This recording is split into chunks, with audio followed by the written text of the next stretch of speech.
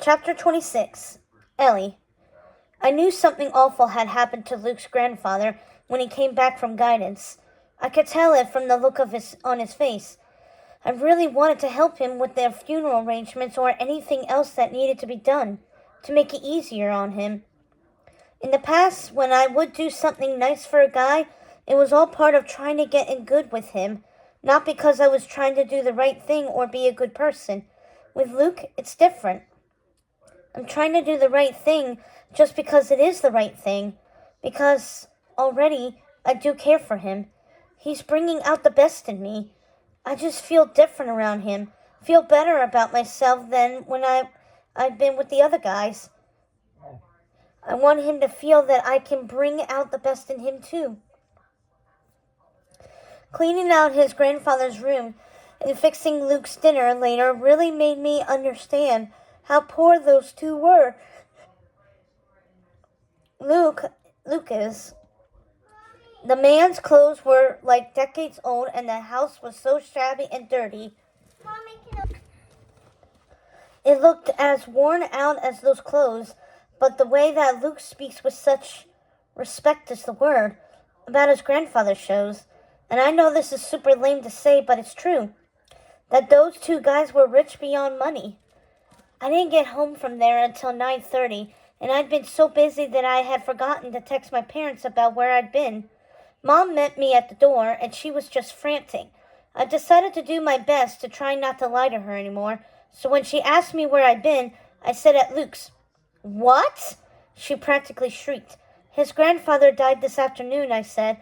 I was helping him with getting things in order. Then my dad, like he always does, started in on Luke. You shouldn't have been alone with a boy like that. A boy like what, Dad? I said. Like Caleb, the boy you and Mom liked so much from our church that was always trying to get me to have sex with him? Caleb, the boy whose dad you had to call because he kept spreading all those lies about me on social media. Or Matthew, another boy you all liked so much who got drunk and caused me to be in a car wreck. You know what? Luke did touch me when I was there. He hugged me for like 2 seconds when I left. Maybe that was when I should have sprayed him with the pepper spray you gave me. The nerve of that lower-class, low-life boy to touch your little Princess Ellie. I started to stop right there, but I was so wound up I kept on going. We're on yearbook together. We sit together every day and work on what Miss Hawk has assigned us to do as editors. We're friends. His grandfather just died and he needed help. What was I supposed to do when I found out his grandfather died? Just kept on working on our spreads like nothing had happened? I swear, I've had it with their attitude, especially Dad's, about some things. Sure thing, my dad came right back with some attitude. Just because you're almost 18, little girl, it doesn't mean you've suddenly learned how to be an adult. You didn't know those things about Caleb and Matthew. You should have told... We didn't know those things about Caleb and Matthew. You should have told us. Well, maybe Dad had a point about that, but I was so mad and tired from the long day that I was in no mood to admit it. I started to say something smart about how he had been so gushy over Caleb. He would never have listened to me anyway. Instead, I just said I was going to bed and went up to my room. When I checked my texts, there must have been dozens of them, all from my little group of senior girls, plus Marcus and Alan. They all wanted to do something nice for Luke, go over to his house and clean it up for him and fix him some meals. Mia had organized the whole thing. It was really a nice gesture on her part. The old Ellie would have been jealous of Mia doing that. But no, I don't want to be that person anymore. I want Luke to see me as the best person for him because I truly am, not because I schemed and conned him into liking me. So I sent out texts saying that I had been over at Luke's house that night, helping him get things straight. More honesty on my part, but there was still a lot to be done. Could everybody come over there on Friday night? After another round of texts, we had things set for them.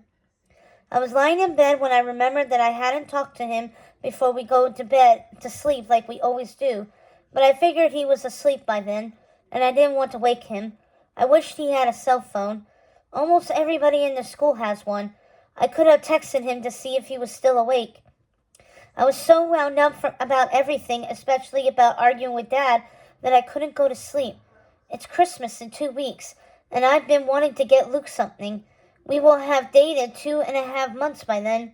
I know the whole Christmas gifts for guys is one of those things that who knows what the right thing to do is. Like, how long do you date a guy before you give him a Christmas gift? Well, I don't care about those stupid teenage rules for girls anymore. I played by those rules, and all it got me were pathetic, awful boyfriends, and binge purging myself until I was sick. You know what I'm going to get Luke? A toaster. The one in his house doesn't work, and I'm going to tell him I bought him one because he needed it. That way I can buy him something practical, and maybe he won't feel that he has to buy me a real gift. I feel better about myself than I ever have. I've got a great boyfriend, and I'm done lying to my parents and everyone else.